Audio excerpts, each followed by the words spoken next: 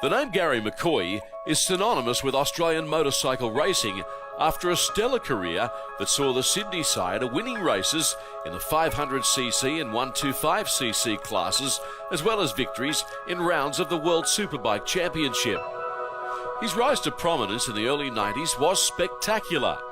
As a youngster, he honed his skills in motocross prior to moving into speedway with moderate success. He then made the transition to road racing, and just 4 months into his asphalt career, he landed a ride in a round of the 125cc World Championship. And the rest, as they say, is history. Yeah, it was basically from about 5 years of age. My parents bought me a little bike, and it started with gymkhana and then went to, basically riding around in paddocks like all the kids do, and eventually going into motocross. And then my father knew quite a few people in Speedway, obviously, because he used to race Speedway solos himself, and decided to go Speedway. I mean, I love the sport with a passion. It's a great sport, and I really wanted to get, high profile in the Speedway industry. So how did the transition from Speedway to road racing come about? It's funny, it was a tight-knit community of the road racers. Anthony Gobert, Matthew Mladen, myself, later on Aaron Gobert and Alex, of course, Glenn Allerton. We've all come from a very similar area. But yeah, I was hanging out with Matthew Mladen at the time, and he won the 250 production class that year in Australia, and it put him straight onto the Team Kawasaki Australia factory ride. So I just thought, wow, that was a real kind of easy transition. I mean, it's not as easy as it looks always, but yeah, it definitely looked a lot easier than, because I'd saved up a heap of money to go to England to race Speedway, and it just would have been pretty hard work to try and make it over there, that's for sure. Once deciding to go road racing, the late great Barry Sheen helped McCoy land a 125cc ride at Eastern Creek, and it was a spectacular debut. I got a third at Eastern Creek, but the first win was actually in Malaysia, and then I won later on that year at Eastern Creek as well. It wasn't long before Garry set his sights on a career in the 500cc class. I was kind of really hoping to go straight into it. I mean, Matthew Mladen went from Superbike straight into the 500s on the Kajiva.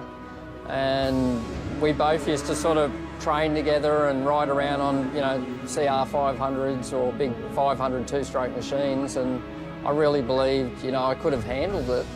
But my path just ended up down the 125. That was sort of where the doors were open for me, and that's where I had to go if I wanted to go overseas and ride in the World Championship. After many years living abroad, Garry is firmly settled back in Australia, and he's launched Garry McCoy Coaching.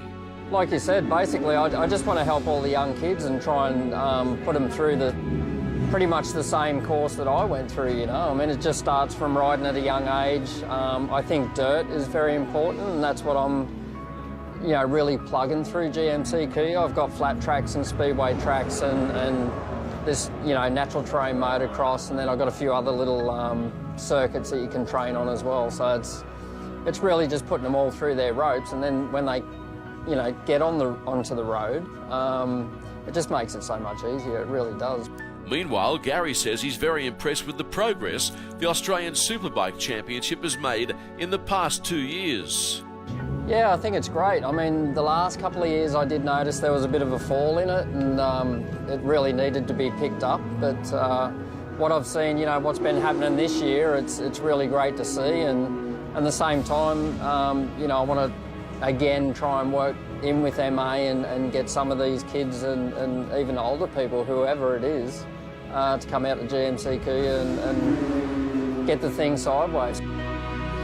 Garry McCoy will be remembered as one of the best all-round motorcycle racers Australia has ever produced, and he gained significant notoriety for being one of the few riders in the sport that got the job done without the assistance of high-tech electronics. I think it's just all them days on the dirt, on big 500cc two-stroke machines.